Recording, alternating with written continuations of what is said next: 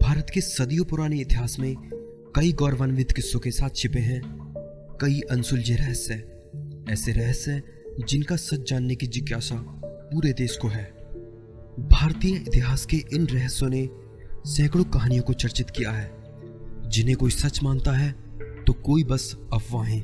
आज के इस एपिसोड में कुछ ऐसी ही घटनाओं के बारे में बात करेंगे जिनके बारे में जानकर लोगों को बहुत हैरानी होती है। साथ ही इनमें से कुछ के पीछे का सच जानने की भी कोशिश करेंगे कि ये बस कोई अफवाहें हैं या इनमें कुछ सच्चाई भी है।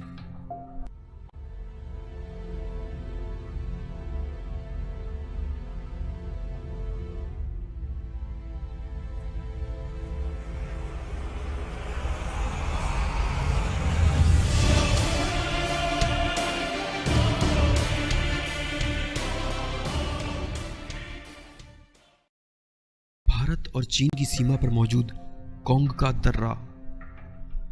भारत और चीन के लोगों के हिसाब से भारत और चीन की विवादित सीमा पर यूएफओ यानी उड़न तश्तरियों का देखा जाना आम घटना है।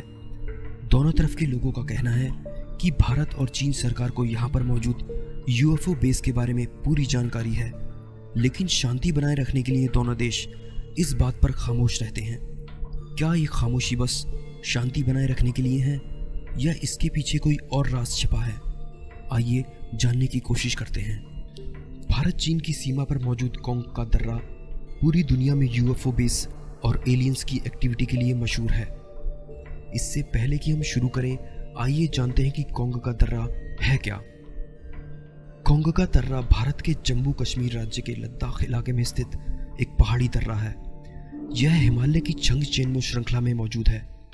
भारत के हिसाब से यह पूरी तरह से भारत की भूमि पर है, लेकिन चीन द्वारा नियंत्रित अक्साई चीन इलाका और लद्दाख के दूसरे इलाकों के बीच में चीन भारत नियंत्रण रेखा पर होने के नाते यह इन दोनों देशों के नियंत्रित इलाकों के बीच आता है।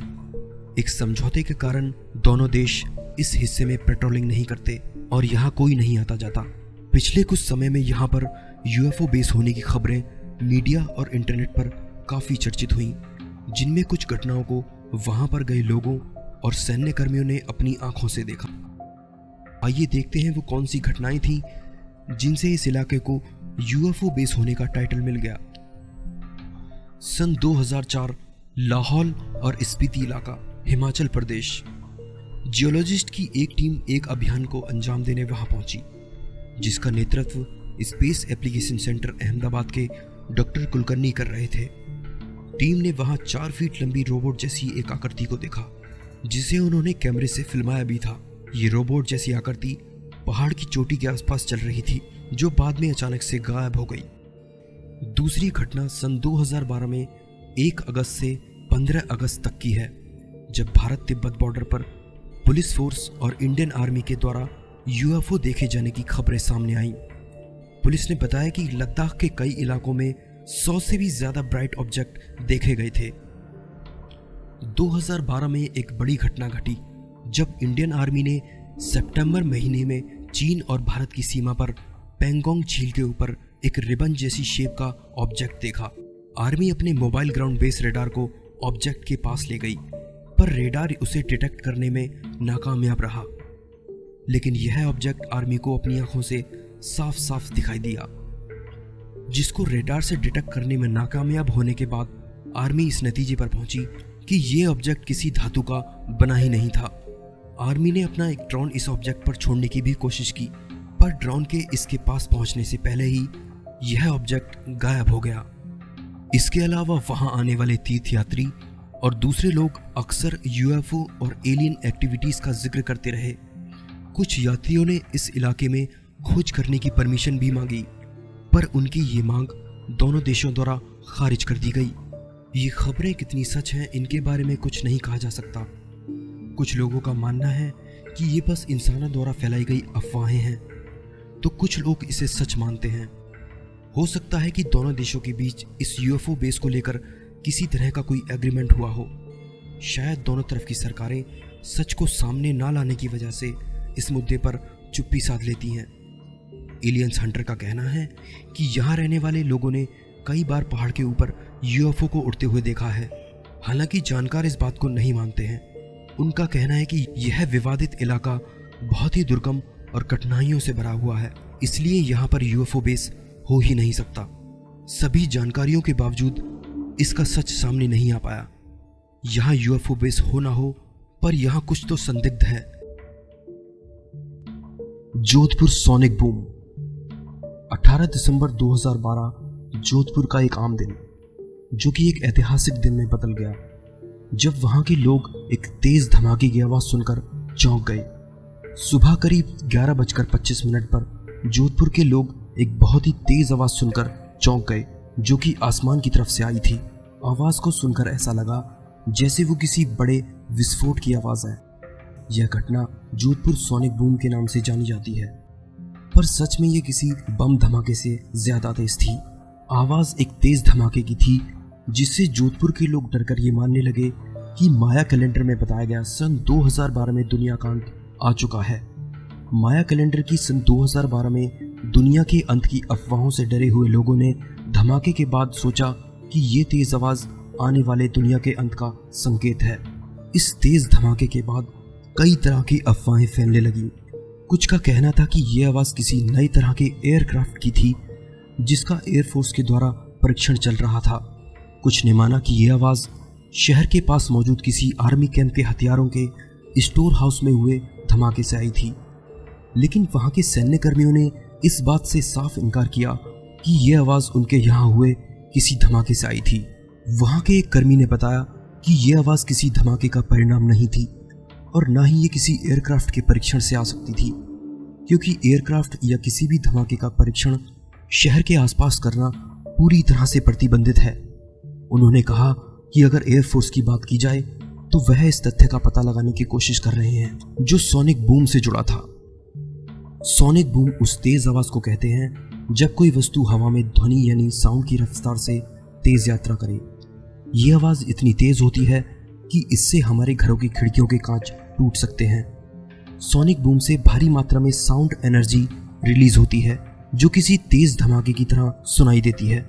पर इस तरह की तेज आवाज शहर में जानमाल को भारी मात्रा में नुकसान पहुंचा सकती थी, क्योंकि इतनी तेज आवाज से घरों की खिड़कियों के शीशों और लोगों की सुनने की क्षमता को नुकसान पहुंच सकता था।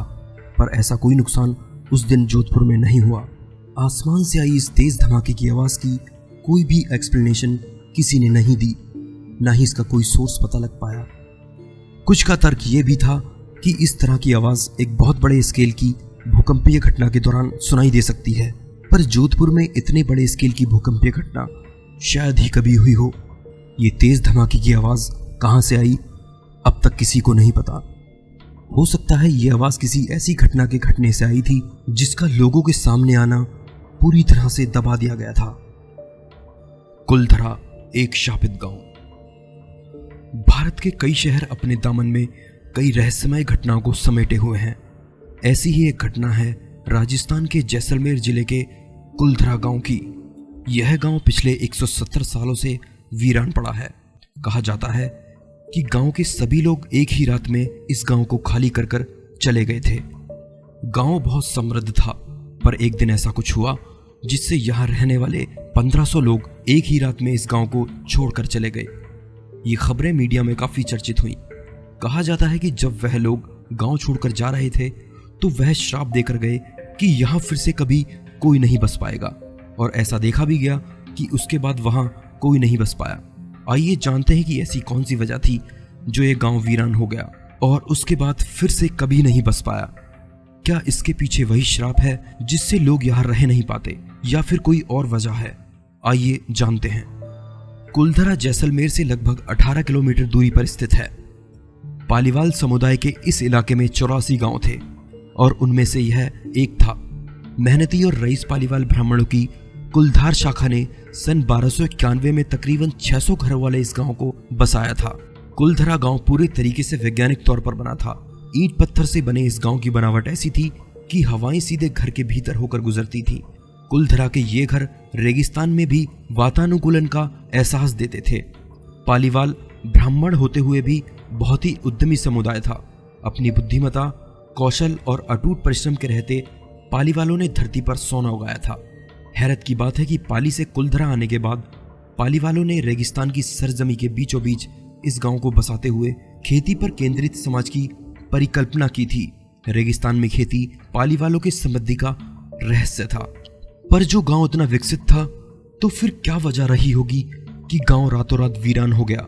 और उस दिन के बाद किसी ने यहां फिर से बसने की कोशिश क्यों नहीं की? वहां के स्थानीय निवासियों की बात मानी जाए तो बहुत सी अफवाहें वहां फैली हुई हैं। लोगों का कहना है कि उस समय गांव के दीवान के शोषण से गांव वाले तंग आ चुके थे। उन्हें अपनी कमाई का एक बड़ा हिस्सा कर के रूप में दीवान को चुकाना होता था, जो हर साल तेजी से बढ़ रहा था। इसके अलावा दीवान का क्रूर व्यवहार भी गांव वालों की परेशानी की बड़ी वजह बना। गांव वालों के लिए यह बड़ी मुश्किल की घड़ी थी। इस बारे में फैसला लेने के लिए सभी लोग 84 गांव वाले एक मंदिर पर इकट्ठा हो गए और पंचायतों ने गांव छोड़ने का फैसला किया। रातों रात सभी गांव वाले आंखों से ओझल हो गए। यहाँ के स्थानीय निवासी इस गांव के फिर से ना बस पाने के पीछे एक बहुत ही अंधविश्वास वाला तर्क देते हैं। वो ये है कि गांव वालों ने जाते जाते श्राप दिया कि आज के बाद इन घरों में कोई नहीं बस पाएगा। आज भी वहां की हालत वैसी ही है जैसी उस रात थी जब लोग इसे छोड़कर गए थे। कुछ लोग तो यहाँ भूत प्रेत की घटनाओं का भी जिक्र करते हैं। तो क्या ये तर्क सही है? शायद नहीं। इस बारे में रिसर्च करने से गांव के खाली होने और फिर से न बस पाने की सही वजह सामने आई। 1815 तक आते आते गांव के सभी कुओं में पानी सूख चुका था। गांव में बस 1 या 2 ही कुएं थे जिनसे लोगों को पानी मिल रहा था। 1990 में हुए एक सर्वे के दौरान पता लगा कि पानी के नाम पर गांव में सूखी नदी थी, जिसमें कहीं कहीं पानी रुका हुआ था। पानी की घटती आपूर्ति से वहां की खेती लगभग बर्बाद हो गई थी, जिस पर जैसलमेर सरकार के टैक्स का बोझ गांव वालों के लिए मुश्किल बन गया था। इस वजह से लोग गांव छोड़कर दूसरी जगह बसने पर मजबूर हो गए थे। मीडिया में फैली अफवाहों के हिसाब से ये गांव एक ही रात में खाली हो गया था, पर ऐसा नहीं है। यहाँ के लोग धीरे धीरे गांव छोड़कर गए थे। इस बात का पता 17वीं और 18वीं शताब्दी में हुए जनसंख्या के सर्वे से चलता है। पानी का कोई स्रोत न होने की वजह से अब वहां लोगों का रहना मुश्किल है। फिलहाल ये जगह टूरिस्ट प्लेस बन चुकी है। भारत के कोने कोने से लोग इस जगह को देखने आते हैं।